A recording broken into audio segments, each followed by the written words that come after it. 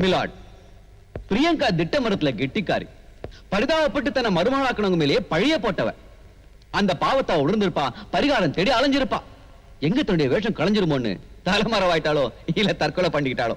ஆகையினால் இந்த உண்மை தெரியும் வரை இந்த வழக்கை இன்னொரு தேதிக்கு தள்ளி வைக்குமாறு கணம் கோட்டார் அவர்களை கேட்டுக்கொள்கிறேன். மை லார்ட், பிரியங்காவுக்கு கிடைச்ச மருமகங்கிற அந்தஸ்து அவன் உண்மைக்கு கிடைச்ச பரிசை தவிர ஒரு ஏழைங்கிற அனுதாபத்துல இல்ல. பாதிக்கப்பட்டவ செத்து போனாலும் உண்மை செத்து போயிட கூடாதுன்னு தான் உயிரை பணைய வச்சு போராடிட்டு இருக்கிறவ. வாய்மையே வெல்லுங்கிற மகாத்மாவோட வேதம் வெறும் வாக்கியமா நிக்காம வாழ்க்கையா மாறணும்னு போராடிட்டு இருக்கிறவ. உண்மையை காப்பாத்துறதுக்காக நிச்சயம் ஓடி வருவா.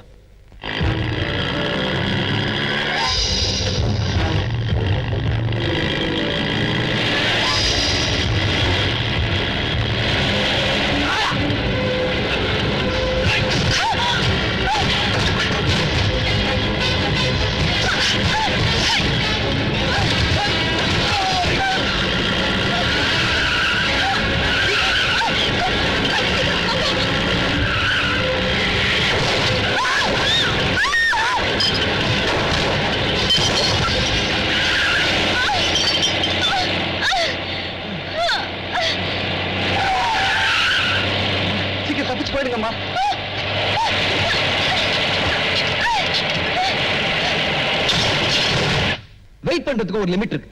இந்த கோர்ட்டுக்கு ஒரு மரியாதை இருக்கு. அதனால இனிமேல் யோசிக்காம வாய்தா கொடுக்குமாறு கேட்டுக்கொள்கிறேன். யுவர் ஆனர், நீங்க வாய்தா கொடுக்கிறதுக்கு முன்னாடி உங்ககிட்ட சில உண்மையை சொல்லணும். அதுக்கு உங்க அனுமதி தேவை. Go ahead. பிரியங்கா நடந்த உண்மையை எங்க நிரூபிச்சிட போறாளோன்னு பயந்து சாயப்புடி நாடகம் நடத்தி அவளுக்கு சித்த பிரம்ம புடிச்சு போச்சுன்னு உங்களையும் நம்ப வச்சாங்க. அதை நம்பி நீங்க முதல் வாய்தா கொடுத்தீங்க.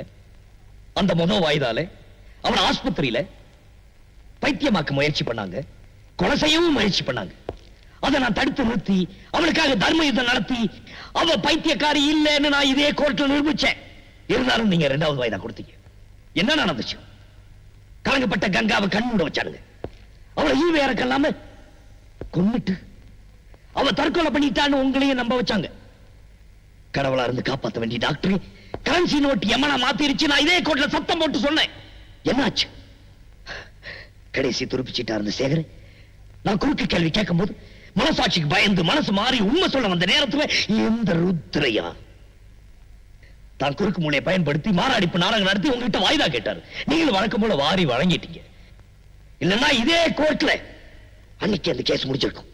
இப்போ பிரியங்கா சொன்ன நேரத்துல கோர்ட்டுக்கு ஆஜராவல, அதனால கேஸ தள்ளி வைங்கன்னு வாய்தா கேட்கிறாரு.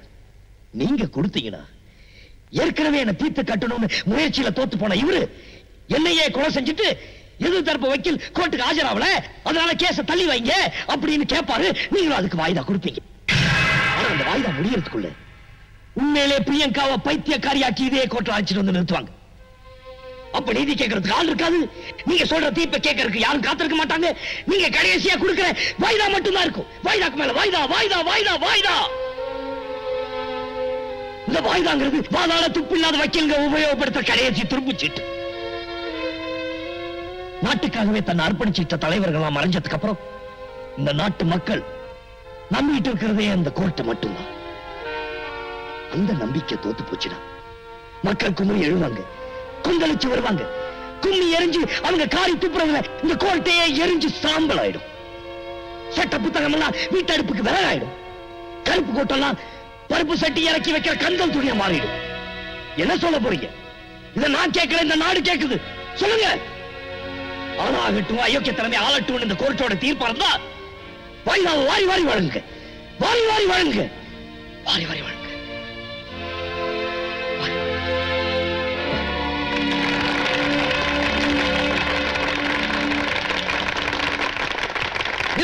What is this? இது அரசியல் கூட்டமா இல்ல கோர்ட்டா? இது கட்டுறாரு, அவன் கைதிட்டாங்க. This is contempt of court. Court எல்லாரும் அவமதிக்கிறாங்க. கோர்ட் அவமதிக்கிறவரை அரெஸ்ட் பண்ணுங்க. Arrest him now. Arrest him now. Mister Rudraiah, எனக்கு உத்தரவிட உங்களுக்கு அதிகாரம் இல்ல. இந்த வழக்கு ஒரு முடிவுக்கு வர்ற வரைக்கும் யாருக்கும் வாய்தா கொடுக்க முடியாது. This court will wait.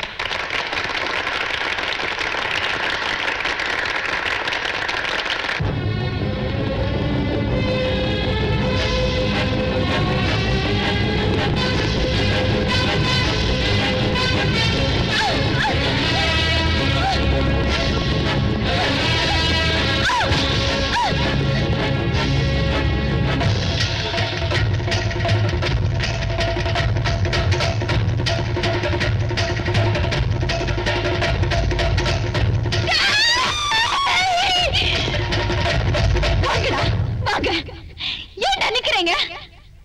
நீங்க எல்லாம் ஆம்பளைங்களா இருந்தா ஒரு அடி எடுத்து வச்சு பாருங்கடா. இப்ப என்ன பின்னாடி போறீங்க? வாங்கடா வாங்க. நீங்க எல்லாம் மீச வச்ச ஆம்பளைங்களா இருந்தா என் மேல கை வச்சு பாருங்கடா. வாங்கடா.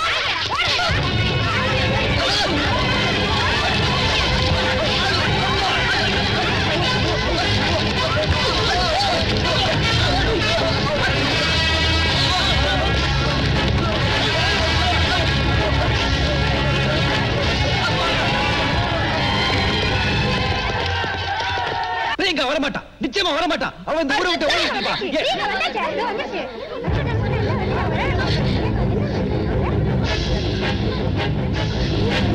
பிரியங்கா எப்படி ஓடியாரு? என்ன சொல்லுங்க? அவங்க எனக்கு கொலை செய்ய பார்த்தாங்க. அவங்க கிட்ட இருந்து தப்பிச்சு ஓடி வர. நான் நினைச்சது சரியா போச்சு டானர். பிரியங்காவை கொலை செய்ய முயற்சி பண்ணிருக்காங்க. இதுல இருந்து உங்களுக்கே புரிஞ்சிருக்கணுமே பிரியங்காவை கொலை செய்யறதுனால யாருக்கு லாபம்னு. நோ, ஸ்ரீராம கோகுலத்தோ ஒன்னால செய்ய மாட்டாங்க. Not this point, Your Honor. நான் யார் பெரிய குறிப்பிட்டு சொல்லல. ஆனா the great lawyer Mr. Rudraiah தாவாயாலே ஸ்ரீராமும் கோகுல்நாதன் தான் பிரியங்காவை கொலை செய்யறதா திட்டம் போட்டிருக்காங்கன்னு சொல்லாம சொல்லிட்டார்.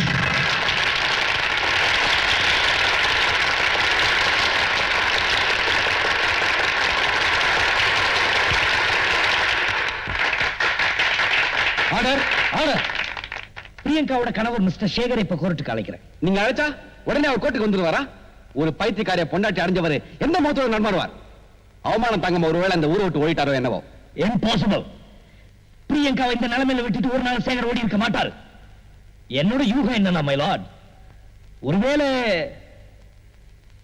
அவரையும் கடத்தி இருக்கலாம், இல்ல குடும்ப கௌரவத்தை காப்பாற்றணுங்கிறதுக்காக கொலையே செஞ்சிருக்கலாம். யுவர் ஆனர், மிஸ்டர் அர்ஜுன் தான் தோத்து போயிடுவாங்கிற பயத்துல ஏதோ உளர ஆரம்பிக்காரு. எந்த அப்பனும் தன் பிள்ளையோட உயிர் எடுக்கணும்னு நினைக்க மாட்டான். ஏன் மாட்டாங்க? தன்னோட நல்ல மருமகனை பைத்தியக்கார ஆஸ்பத்திரி அனுப்பிச்சு வச்சவங்க, தவறு செய்த தான் இளைய மகனை காப்பாத்துறதுக்காக மூத்த மகனோட வாழ்க்கையை கெடுக்க நினைச்சவங்க ஏன் இந்த கொலையை செஞ்சிருக்க மாட்டாங்கன்னு சொல்றீங்க? ரிடிகுலஸ். நீ கட்சிக்காரர் தன் பிள்ளைகள் மேல உயிரை வச்சுக்க ஒரு பாசம் உள்ள தகவல். Yes, பாசம் உள்ள தகவல் தான். ஆனா தான் பிள்ளைக்கு மேல இல்ல, பணத்து மேல, பணத்து கௌரவத்து மேல அவர் தான் இந்த கொலையை செஞ்சிருக்காரு. அதை நிறுத்துங்க, நிறுத்துங்க. எனக்கு நியாயம் வேண்டாம், நீதி வேண்டாம், எதுவும் வேண்டாம், வேண்டாம். பிரியங்கா, ஜெயிக்க போறது நாம தான். நிச்சயம் நமக்கு நியாயம் கிடைக்கும்.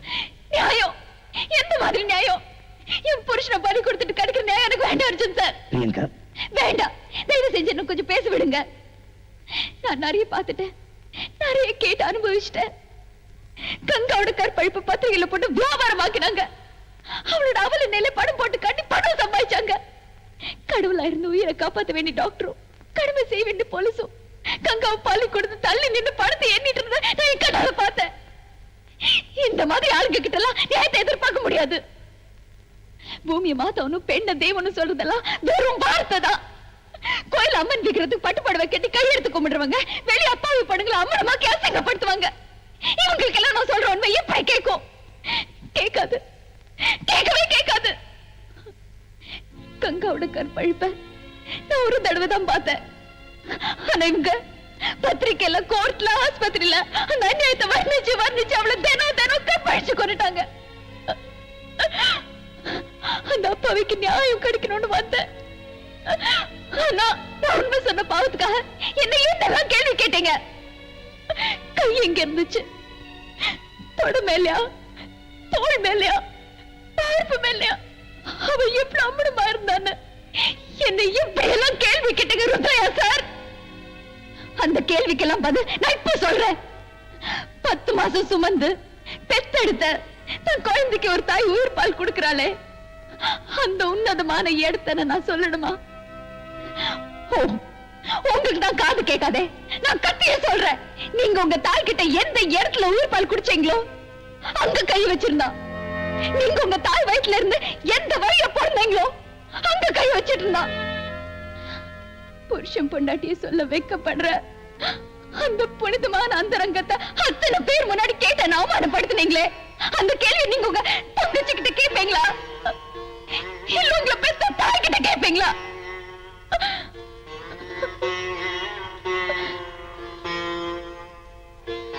நியாயம், தர்மம் இதெல்லாம் செத்து மண்ணோட மண்ணாய் மக்கி போயிடுச்சு. எனக்கு ஏற்பட்ட அவமானம், ஆபத்தும் என்னோட முடிஞ்சு போகட்டும். கிடைக்காத நியாயத்துக்காக எனக்கு கிடைச்ச அந்த அன்பு தெய்வத்துக்கு எந்த ஆபத்து வந்துடக்கூடாது.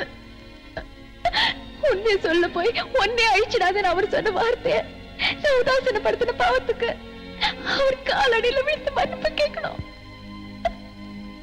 அவர் உயிரோட இருந்தா அதுவே போதும் போதும். எனக்கு நியாயம் வேண்டாம், நீதி வேண்டாம், எதுவுமே வேண்டாம். எனக்கு என் புருஷன் மட்டும் போதும். நீங்க சொன்னது அத்தனையும் போய், எதுவுமே உண்மை இல்ல. ஒவ்வொரு வார்த்தையும் சொன்னது போய் தான். நான் ஒரு பொய்க்காரி, பைத்தியக்காரி. இங்க சொன்னது அத்தனையும் போய். இல்ல, பிரியங்கா சொன்ன உண்மைதான்.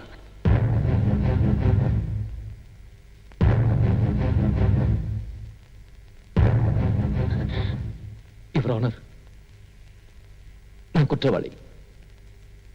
உண்மை மறைச்சிட்டேன். ஆனா நான் இப்ப சொல்ல போறது அத்தனை உண்மை. கங்கா கற்பழிப்பு எங்க வீட்டுல நடந்தது. என்னோட தம்பியும் அவன் நண்பர்களும் சேர்ந்தான் கங்காவை கற்பழிச்சாங்க. அத நானும் என் மனைவி பிரியங்காவும் கண்ணால பார்த்தோம். எங்க குடும்பத்தோட வரட்டு கௌரவத்தை காப்பாத்துறதுக்காக நானும் என் குடும்பத்தார சேர்ந்து உண்மையை மறைச்சிட்டோம். எங்க அப்பா கோகுல்நாத் பிரியங்கா மேல பழிய போட்டுட்டு இருக்காரு.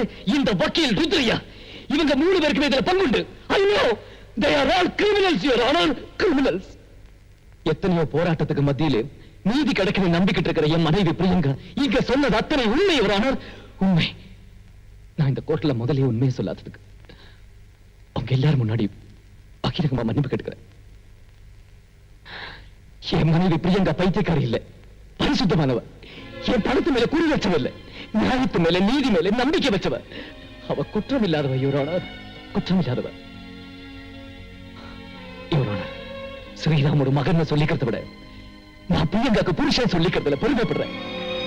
S, I am proud of her. I am proud of her. சாட்சியங்களையும் சேகரின் வாக்குமூலத்தையும் வைத்து பார்க்கும்போது வினோத் மற்றும் அவருடைய நண்பர்களான ரமேஷ், ரகு, சூர்யா ஆகிய 4 பேரும் சேர்ந்து கங்காவை கற்பழித்தது வெட்ட வெளிச்சமாக தெரிகிறது. ஒரு அபலை பெண்ணை இந்த 4 பேரும் சேர்ந்து அரக்கத்தனமான முறையில் கற்பழித்த குற்றத்திற்காக 7 வருடம் கடுங்காவல் தண்டனையை இந்த கோர்ட் விதிக்கிறது. Criminal lawyer Rudraiah, inspector Ravi, Sriram group managing director Sriram மற்றும் கோகுல்நாத் இந்த 4 பேரும் கங்காவை கொலை செய்த குற்றத்திற்கு உடந்தையாக இருந்ததற்கு 5 வருடம் கடுங்காவல் தண்டனை அளிக்கப்படுகிறது. கிரிமினல் லாயர் ருத்ரையாவின் சன்னத்தை பறிமுதல் செய்யுமாறு பார் கவுன்சிலுக்கு இந்த கோர்ட் உத்தரவிடுகிறது. கடைசி நிமிடத்தில் இந்த வழக்கின் உண்மை வெளிவருவதற்கு உதவிய சேகருக்கு மன்னிப்பு அளித்து இந்த கோர்ட் விடுதலை செய்கிறது.